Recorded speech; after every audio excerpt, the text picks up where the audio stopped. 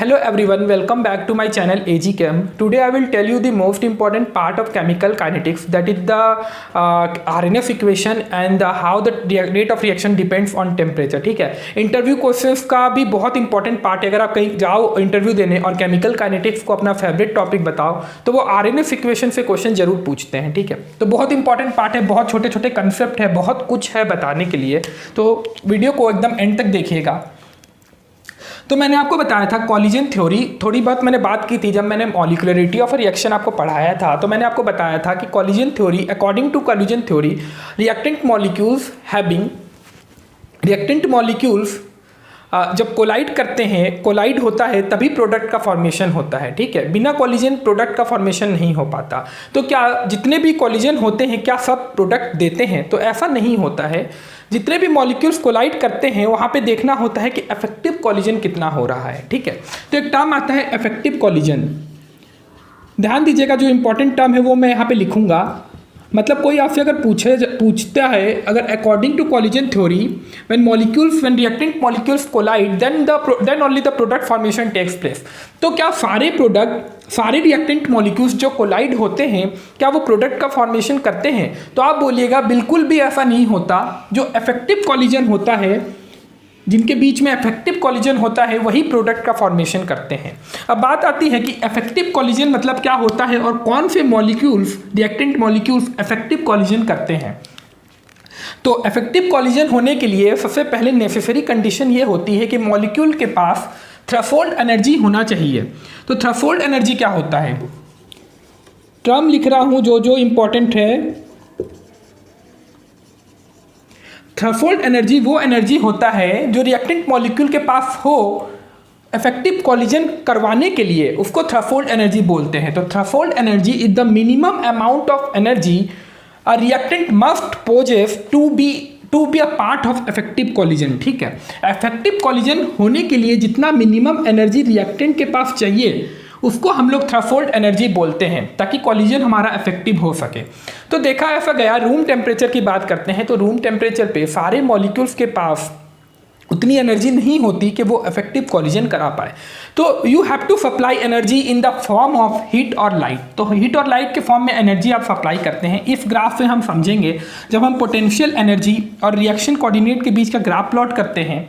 ये ग्राफ बहुत इंपॉर्टेंट है. तो हम लोग देखते हैं कि किस तरीके से रिएक्शन गवर्न होता है. ठीक है, तो पहले मैं बताता हूँ रिएक्शन कोऑर्डिनेट मतलब क्या होता है. देखो, रिएक्शन कोऑर्डिनेट आप लोग बहुत जगह देखे होंगे लिखा हुआ, तो एग्जैक्ट मतलब इसका नहीं पता चलता. तो रिएक्शन कोऑर्डिनेट का मैं बता देता हूँ. रिएक्शन कोऑर्डिनेट क्या करता है? Reaction profile of a reaction को रिप्रेजेंट करता है. Reaction profile of a reaction अगर बात करें तो progress of a reaction when reactant converted to product accompanied by change in potential energy. मतलब जब तुम्हारे रिएक्टेंट प्रोडक्ट की तरफ कन्वर्ट हो रहा है और पोटेंशियल एनर्जी में जो चेंज आ रहे हैं उसके प्रोफाइल को, रिएक्शन प्रोफाइल को रिप्रेजेंट करता है. तो इनके बीच का जब ग्राफ प्लॉट करते हैं तो एक देखिए कैसे रिएक्शन गवर्न होता है वो बताता हूँ. ये मिनिमम एनर्जी है रिएक्टेंट के पास रिएक्शन करवाने के लिए. तो रिएक्टेंट के पास कुछ अपनी एनर्जी होती होगी. जैसे मैं अभी आपको बता रहा हूँ कि रूम टेम्परेचर की बात करते हैं, तो रूम टेम्परेचर पे मान लो कि रूम टेम्परेचर पे रिएक्टेंट के पास ER एनर्जी है, बट ER एनर्जी उतनी सफिशिएंट नहीं है कि कॉलिजन हो पाए, इफेक्टिव कॉलिजन हो पाए और हमें प्रोडक्ट का फॉर्मेशन मिल पाए. तो हमें क्या करना पड़ता है? You have to supply energy in the form of heat और लाइट. आपको यहाँ एनर्जी का सप्लाई कराना पड़ेगा. तो सपोज करो आप एनर्जी सप्लाई किए हो, बाहर से एनर्जी दिए हो, तो मॉलिक्यूल एनर्जी गेन करके रिएक्टेंट मॉलिक्यूल यहाँ तक पहुँचता है. अब ये थ्रेशोल्ड एनर्जी तक पहुँच गया है, ये थ्रेशोल्ड एनर्जी को रिप्रेजेंट कर रहा है. मतलब मॉलिक्यूल के पास इतनी एनर्जी आ चुकी है कि वो इफेक्टिव कॉलिजन करा पाए. ये एनर्जी बैरियर है एक तरह से, और ये जो इंटरमीडिएट यहाँ पे फॉर्म होता है उसी को एक्टिवेटेड कॉम्प्लेक्स बोलते हैं. अभी डिटेल में बात करेंगे. जब रिएक्शन यहाँ तक एनर्जी अटेंड कर लेता है then there will be effective collision and it will lead to product formation. हमारा प्रोडक्ट का फॉर्मेशन होता है. ठीक है, देखो अगर ये बात करते हैं, ये ग्राफ तुम्हारा एक्जोथर्मिक रिएक्शन को रिप्रेजेंट कर रहा है, क्योंकि यहाँ पे देखो एक्जोथर्मिक रिएक्शन को रिप्रेजेंट कर रहा है क्योंकि प्रोडक्ट की एनर्जी यहाँ पे है. अगर प्रोडक्ट माइनस रिएक्टेंट करते हैं तो हमारा नेगेटिव आता है। इसका मतलब एक्जोथर्मिक रिएक्शन को रिप्रेजेंट कर रहा है, इसीलिए ये ग्राफ एक्जोथर्मिक का है, एंडोथर्मिक का नहीं है।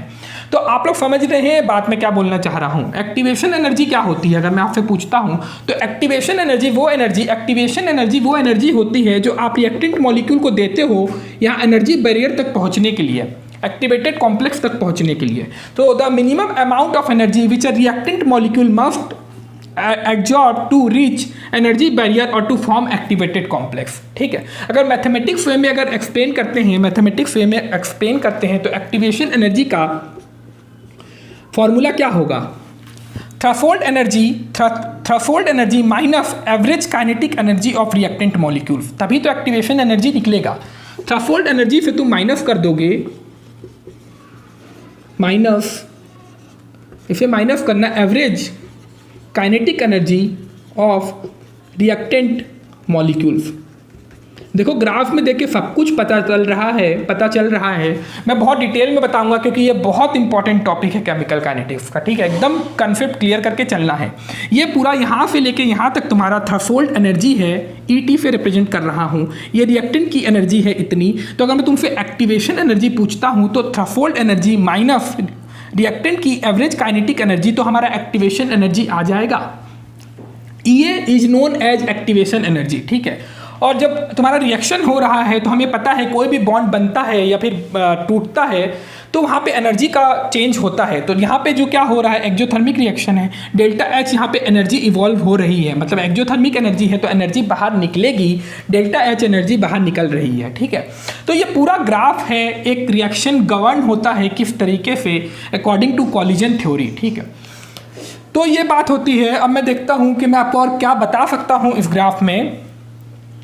तो इस ग्राफ में तो और कुछ नहीं बताने का है। अगर मैं बात करता हूँ एक एग्जाम्पल के थ्रू आप लोगों को समझाता हूँ। ठीक है, अगर सपोज करो हमारा ए प्लस बी मॉलिक्यूल्स आपस में, रिएक्टेंट मॉलिक्यूल्स आपस में रिएक्ट कर रहे हैं, तो यहाँ पे ऐसा कुछ होता है कि ए बॉन्ड वीक होने लगता है, बी बॉन्ड वीक होने लगता है, क्योंकि यहाँ पे ए बी बॉन्ड का फॉर्मेशन होने लगता है। बस इसी को हम लोग बोलते हैं एक्टिवेटेड कॉम्प्लेक्स।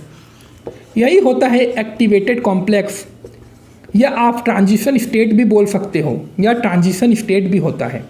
ठीक है, ये बहुत कम स्टेबल है, मतलब स्टेबिलिटी इसकी है ही नहीं, बहुत शॉर्ट लिव्ड स्पीसीज है। तो क्या होता है कि तुरंत टूट जाता है, ब्रेक हो जाता है और हमें प्रोडक्ट मिलता है 2AB। ठीक है, तुरंत प्रोडक्ट का फॉर्मेशन होता है। तो आप लोग ये भी बोल सकते हो the activation energy is the energy which the reactant molecules absorb to reach the activated complex. ठीक है, एक्टिवेटेड कॉम्प्लेक्स तक पहुंचने के लिए जो एनर्जी आपको रिएक्टेंट मॉलिक्यूल को देनी होगी वही एक्टिवेशन एनर्जी कहलाती है। तो एक एनर्जी का बैरियर है यहाँ पे, किसी भी रिएक्टेंट को प्रोडक्ट में जाने के लिए ये एनर्जी को क्रॉस करना पड़ता है, तभी प्रोडक्ट का फॉर्मेशन होता है। तो ये बात होती है, पूरी कंप्लीट होती है कि कैसे हमारा रिएक्शन गवर्न हो रहा है। अब मैं बात करूँगा टेम्परेचर का टेम्परेचर कैसे डिपेंड करता है, और मतलब रेट ऑफ रिएक्शन कैसे टेम्परेचर पे डिपेंड करता है। ठीक है, तो वो देखते हैं। तो मैंने आपको जब बेसिक इंट्रोडक्शन दिया था तो मैंने आपको एक बात बताई थी कि टेम्परेचर पे रेट ऑफ रिएक्शन कैसे डिपेंड करता है। देखा ऐसा गया कि जैसे आप टेम्परेचर बढ़ाते हो तो temperature dependence on rate of reaction.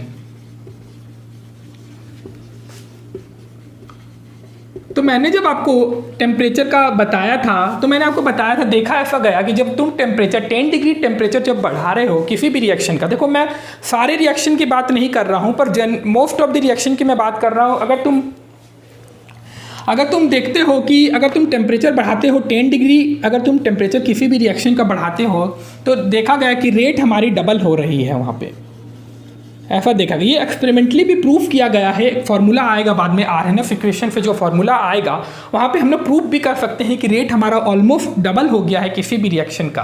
सारे रिएक्शन की बात नहीं कर रहा हूँ, बार बार बता रहा हूँ, मोस्ट ऑफ द रिएक्शन में ऐसा देखा गया।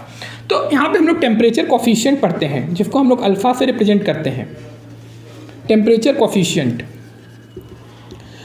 टेम्परेचर कोफिशिएंट को हम लोग का फॉर्मूला है, देखो T मतलब rate constant at temperature T plus 10 degree rise in temperature, ठीक है, बाई KT, ठीक है। अगर केल्विन में लिखोगे तो केल्विन में ऐसे लिखना 298 केल्विन हमारा स्टार्टिंग है और 308 केल्विन हमारा एंड है। 10 डिग्री राइज इन टेम्परेचर मतलब 10 डिग्री टेम्परेचर बढ़ रहा है, ये 0 डिग्री से 10 डिग्री बढ़ रहा है, ये 298 से 308 केल्विन बढ़ रहा है अगर केल्विन की बात करते हो तो। यहाँ हम लोग डिग्री सेंटीग्रेड में लेके चल रहे हैं। तो तुम देखो जब टेम्परेचर T है तो हमारा रेट कांस्टेंट K है, इसको ध्यान से समझना, ये बहुत हायर लेवल की है। अगर मान लो क्लास 12 के बच्चे देख रहे हैं तो ठीक है, आपको जानकारी के लिए मैं बता रहा हूँ, पर ये हायर लेवल में आपको बहुत काम आएगी। अगर टेम्परेचर T है तो हमारा रेट कांस्टेंट K है। अगर तुम टेम्परेचर 10 डिग्री बढ़ाते हो तो रेट कांस्टेंट क्या होता है, अल्फा से इनटू हो जाता है, जैसे टेम्परेचर कोफिशिएंट है अल्फा, यहाँ पे टेम्परेचर कोफिशिएंट है, ठीक है। अगर तुम फर्दर 10 डिग्री फिर बढ़ाते हो तो T प्लस 20 हो गया, यहाँ पे अल्फा स्क्वायर K हो गया। तो ऐसे तुम बढ़ाते चले जाओगे तो T प्लस n इंटू 10 करते हैं तो यहाँ अल्फा की वैल्यू मतलब जो रेट कांस्टेंट होगा अल्फा की पावर NK हो जाएगा, ठीक है।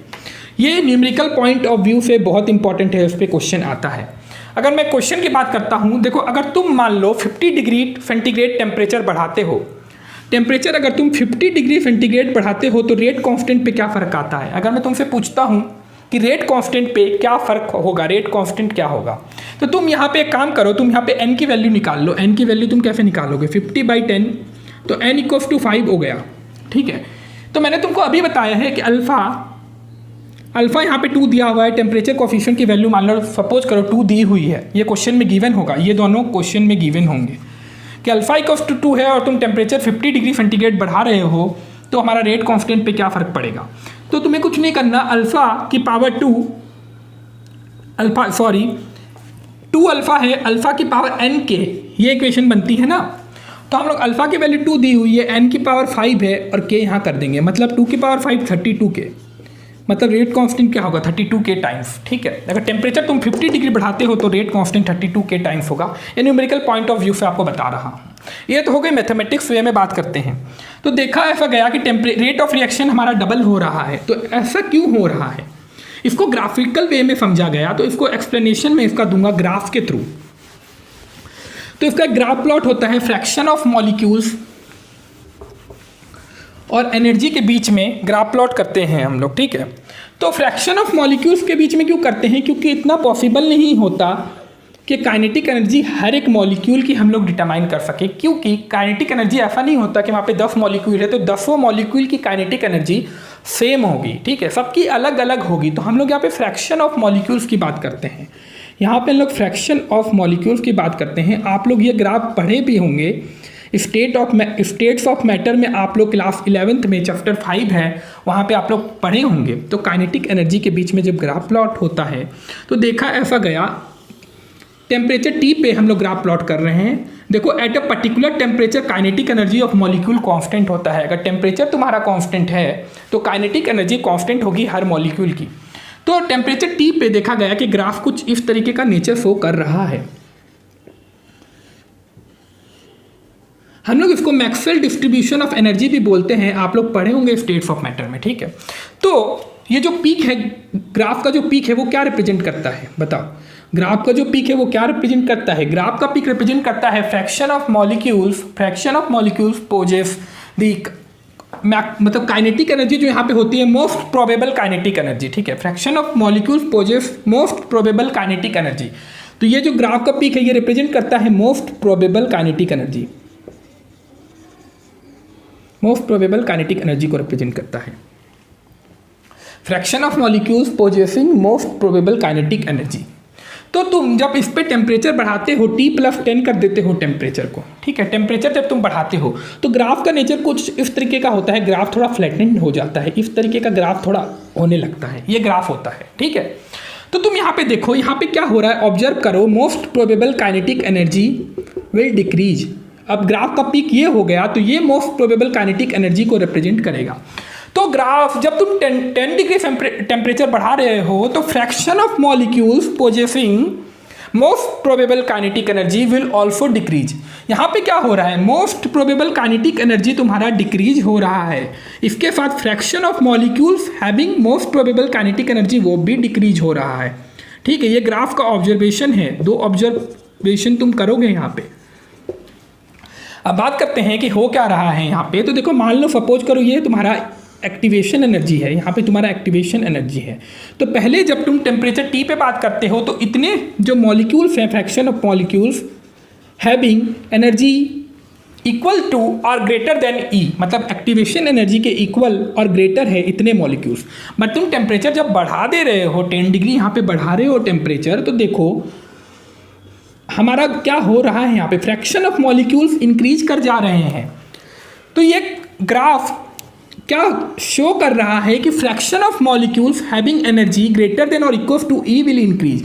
मतलब एनर्जी E पहले इक्वल और ग्रेटर इतने ही मॉलिक्यूल्स की थी, बट तुम जब टेम्परेचर बढ़ा दे रहे हो यहाँ पे तो number of fraction of molecules बढ़ जा रहे हैं। मतलब यहाँ पे फ्रैक्शन ऑफ मॉलिक्यूल्स बढ़ गए जिनकी एक्टिवेशन एनर्जी इक्वल है या फिर ज़्यादा है, वो फ्रैक्शन ऑफ मॉलिक्यूल्स बढ़ गए तो काइनेटिक, तो वहाँ पे क्या होगा, इफेक्टिव कॉलिजन ज़्यादा होने लगेगा।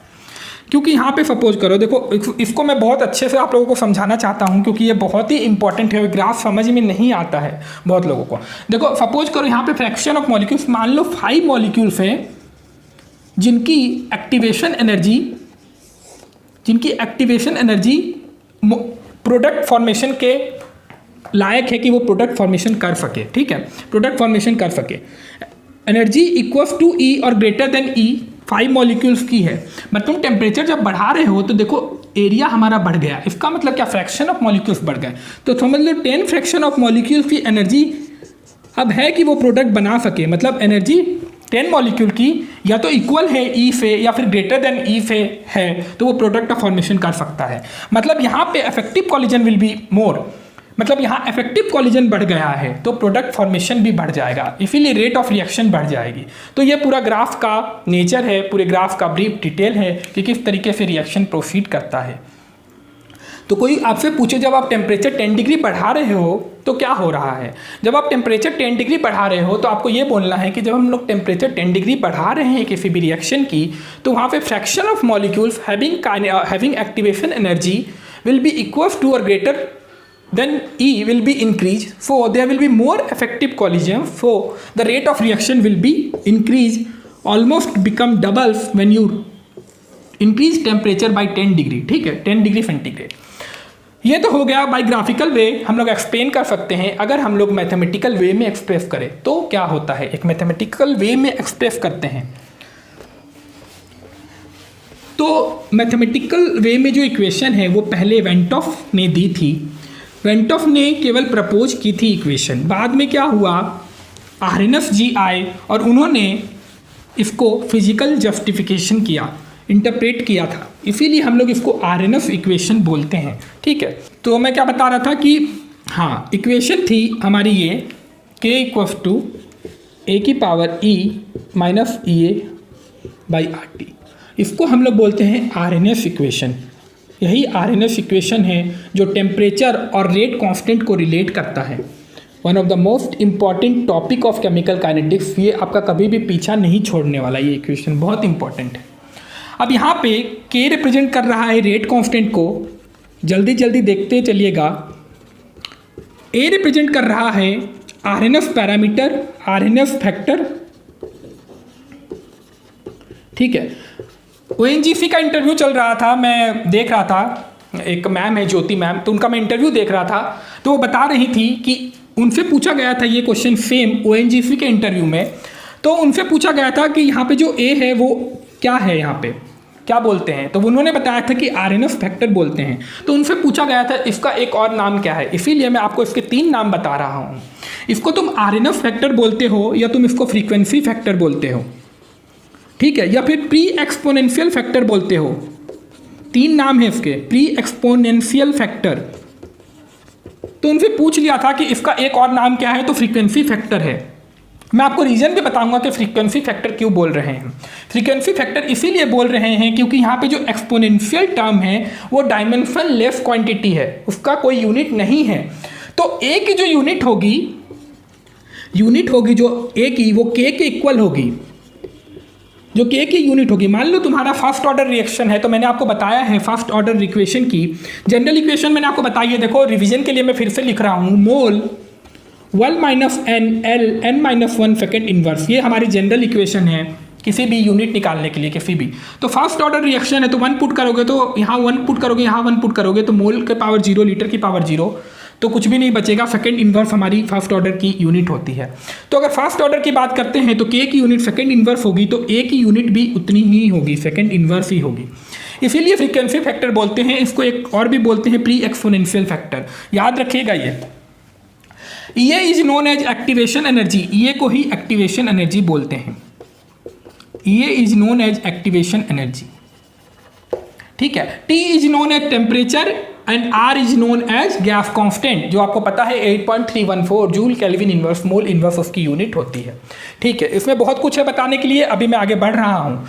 इससे पहले, इसको बताने से पहले एक बात बता देता हूँ जो कि बहुत इंपॉर्टेंट है, बच्चे जहाँ पे गलती करते हैं तो वो मैं बताना चाहूँगा। देखो यहाँ पे स्टेबिलिटी की जब बात करते हैं तो वहाँ दो स्टेबिलिटी की बात होती है, थर्मोडायनेमिक स्टेबिलिटी आती है, काइनेटिक स्टेबिलिटी आती है।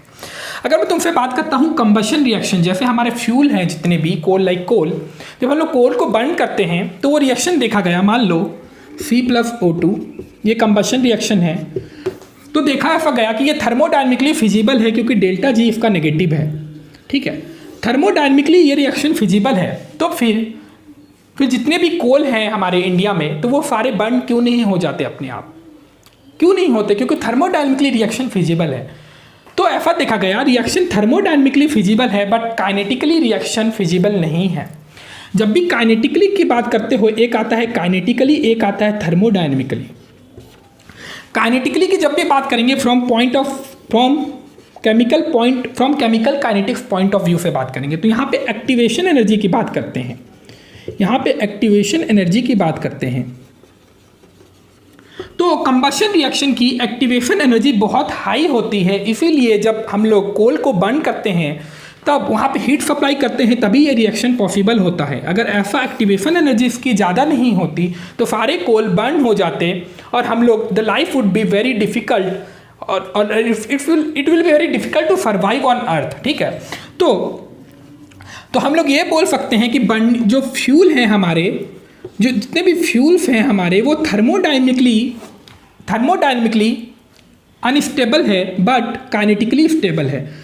थर्मोडायनेमिकली अनस्टेबल है बट काइनेटिकली स्टेबल है। आपसे इंटरव्यू पे ये क्वेश्चन पूछ लिया जाएगा कि जैसे हम जानते हैं कि कंबशन रिएक्शन हमारा थर्मोडायनेमिकली फिजिबल है, we know that combustion reaction is thermodynamically feasible, जब हम लोग, तो फिर बर्न क्यों नहीं होता, बर्निंग ऑफ फ्यूल अपने आप क्यों नहीं होती? तो आप वहाँ पे बोलिएगा कि sir it is thermodynamically feasible, yes it's very true, but the reaction is kinetically unfavourable because the activation energy for the combustion reaction is very high, so it will not initiate by itself. तो आप जैसे burn करते हो, तो जहाँ हम burn करते हैं तो एनर्जी सप्लाई करते हैं, तो एनर्जी सप्लाई करने के बाद जो यहाँ पे प्रोड्यूस होता है हीट एनर्जी, वो बाकी रिमेनिंग फ्यूल को एनर्जी सप्लाई करता है, तो पूरा फ्यूल वहाँ पे बर्न होता है। तो ये पूरा कंसेप्ट है kinetic stability of fuels, any fuels like coal, ठीक है, काइनेटिक स्टेबिलिटी ऑफ फ्यूल्स। तो ये बात होती है, हम लोग फिर वापस वहीं पे आ जाते हैं जहाँ हम लोग थे, मैथमेटिक्स वे में रिप्रेजेंट कर रहे थे इक्वेशन। देखो लेक्चर थोड़ा लंबा बन जाएगा बट कोई बात नहीं, बताना ज़रूरी है। मैं स्प्लिट कर दूंगा वीडियो को अगर बहुत ज़्यादा अपलोड करने में प्रॉब्लम आएगी तो ये इक्वेशन थी k = -e⁻⁻⁴ ठीक है। तो दोनों तरफ लॉग ले लीजिए, ln ले लेते हैं पहले, ln k = ln a-e⁻⁻⁴। एक सेकंड में देखता हूँ वीडियो कितने लंबा बन रहा है, ठीक है चल जाएगा, ठीक है। ये इक्वेशन बनेगी, ठीक है। इसको हम लोग डिफरेंशियल, अगर इसको डिफरेंशिएट करते हैं, डिफरेंशिएट जब करते हैं तो d/ln k/dt = e⁻⁻⁴। एक इक्वेशन हमारी ये बनती है, देखते चलना इक्वेशन बहुत सारी बनेगी। तो ये इक्वेशन को हम लोग वेंट ऑफ इक्वेशन से भी कंपेयर कर सकते हैं, वेंट ऑफ इक्वेशन से भी हम लोग कंपेयर कर सकते हैं इस इक्वेशन को। एक इक्वेशन ये बनती है, एक इक्वेशन ये बनेगी। अच्छा पहले इसका ग्राफ प्लॉट कर लेते हैं। जब हम लोग ग्राफ प्लॉट करते हैं ln k का, ग्राफ बहुत इंपॉर्टेंट है इसीलिए बता रहा हूँ 1/t। जब इसका ग्राफ प्लॉट कीजिएगा तो देखिए y = mx + c पे y equals to mx plus c, तो ये पूरा इंटरसेप्ट हो गया जो ln a को रिप्रेजेंट करता है। स्लोप यहाँ पे क्या है, माइनस EA बाई आर। अगर आप लॉग में प्लॉट कीजिएगा, अगर यहाँ पे लॉग के बाई 1/t है तो स्लोप यहाँ पे माइनस EA बाई 2.303 आर हो जाएगा, क्योंकि जब 2.303 से मल्टीप्लाई कीजिएगा तो यहाँ पे 2.303 आर आएगा। ठीक है, अगर लॉग में अगर आप इक्वेशन इसको लिखते हो तो लॉग के equals to log A minus EA by 2.303 R, ये इक्वेशन होगी। अगर आप लॉग के और 1/t के बीच अगर आप प्लॉट कीजिएगा तो माइनस EA बाई 2.303 स्लोप होगा। ठीक है, ये बात होती है ग्राफ की। अब मैं बात करता हूँ, अगर हम लोग को एक रिएक्शन दिया हुआ है टेम्परेचर T1 पे और टेम्परेचर T2 पे, ठीक है, तो टेम्परेचर T1 पे मान लो उसका रेट कांस्टेंट K1 है और टेम्परेचर T2 पे उसका रेट कांस्टेंट K2 है। ठीक है, तो इक्वेशन कैसे बनती है, चलिए बनाते हैं। ln K2, देखो स्मॉल k है, ठीक है, कैपिटल मत लिखना। ln A minus EA by R T1। फिर बात करते हैं ln K1 equals to ln A minus EA by R T2। Subtract करना होगा इक्वेशन 1 2 को, तो सब्सट्रैक्ट कीजिए तो क्या बनेगा, ln K2 minus ln K1, ln K2 minus ये स्मॉल k है, बार बार बता रहा हूँ मैं, अगर गलती से कैपिटल k लिख भी दूँ तो आप लोग उसको स्मॉल a कंसिडर कीजिएगा, small K1 minus minus plus EA by R T2। ठीक है, इक्वेशन को थोड़ा और सॉल्व करते हैं तो ln K2 by K1 ln K2 by K1 होगा log m minus log n equals to log m by n का फॉर्मूला लगा है। ये को बाहर निकाल लीजिए, r को भी बाहर निकाल लीजिए। ठीक है, अब ग्राफ अंदर में क्या होगा, 1/T1 1/T2 1/T1। ठीक है, देखिए कॉमन निकालने के बाद इसको थोड़ा सा और सॉल्व करते हैं। अगर हम इसमें log ले लेते हैं तो log ले लीजिए, फाइनल इक्वेशन यही आप देखिएगा हर जगह, log K2 by log K1 equals to EA by 2.303 R T2 minus T1 by T2 into T1। ये फाइनल इक्वेशन आती है जिससे आप सॉल्व कर सकते हो when you will be provided with rate constant eight 2 different temperature. ठीक है, तो आप लोग इस तरीके से इक्वेशन सॉल्व कीजिएगा। ये भी बहुत इंपॉर्टेंट है इक्वेशन, कई बार आपको EA पूछ लेगा, कई बार आपको K2 दिया हुआ रहेगा, K1 पूछ लिया जाएगा, तो मतलब एक अननोन रहेगा, बाकी सब यहाँ पे नोन रहेगा। तो ये पूरी बात होती है temperature dependence on rate of reaction. तो अगर मैं बात करता हूँ इसकी, तो ये क्या है, बोल्ट्जमैन फैक्टर है। ये बोल्ट्जमैन फैक्टर को रिप्रेजेंट करता है। यहाँ पे जो मैंने बताया था पहले वाले ग्राफ में फ्रैक्शन ऑफ मॉलिक्यूल्स, तो fraction of molecules NE by NT equals to E की power minus EA by RT। ये बोल्ट्जमैन फैक्टर है, इंटरव्यू के लिए बता रहा हूँ, अगर कोई पूछ लिए ये क्या है तो ये बोल्ट्जमैन फैक्टर है।